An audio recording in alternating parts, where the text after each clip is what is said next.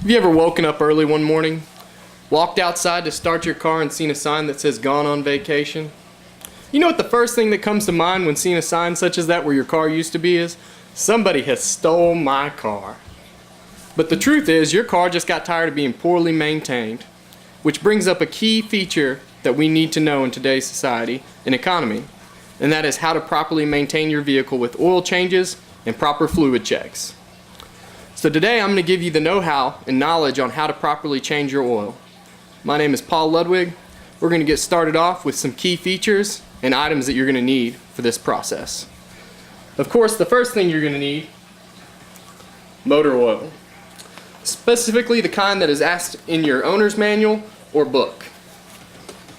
So I have here the owner's manual for my pickup, and if you do not have your owner's manual, something that's very handy to have, a Haynes manual.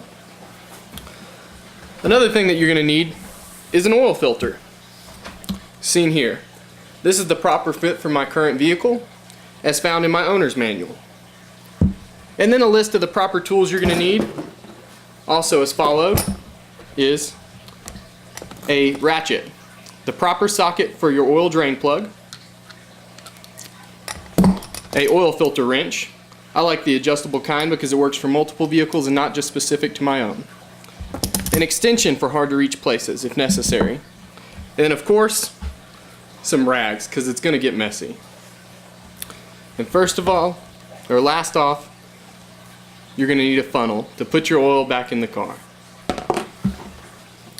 When starting this process, safety is one of the biggest keys, as follows. Some of us are blessed with nice garages with hydraulic lifts that are very safe to get underneath and perform oil changes.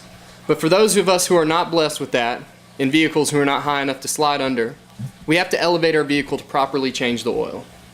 Mike Bumbeck from automedia.com believes that the safest way to properly change an oil if having to elevate it is through the use of ramps. See, you can see this guy here on the computer. He is properly underneath the vehicle with ramps underneath it. This is the safest way if you actually have to elevate your vehicle to change the oil. As you can see from here, this is not a proper way to support a vehicle. Would you want to stand underneath that vehicle while being worked on? I know I wouldn't. It's being held up by two 4x4s and looks like maybe a guy's knee. I know for sure that I would much rather be supported by ramps while laying underneath the car. The biggest problem with ramps is you will need a friend's help to guide your car onto the ramps. You will first align your ramps to your wheels, step in your vehicle, allow your friend to guide you up and tell you to stop when your vehicle has reached all the way onto the ramps into the indentions where the wheels go. After this process, allow your car proper time to cool as for not burning yourself. The next step would be, after allowing your car to cool, is to slide underneath and locate your car's drain plug.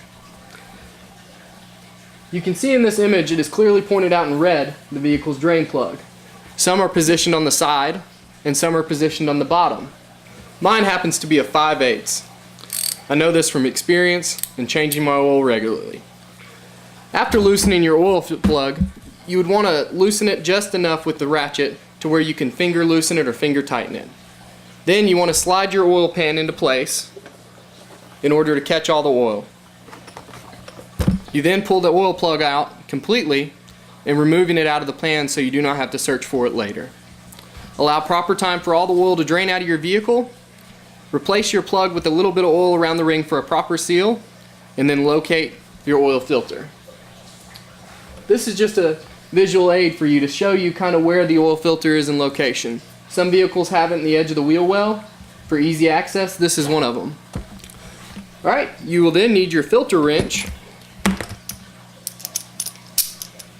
As you can see, as you tighten it, it locks down on the oil filter and turns it to pull it loose.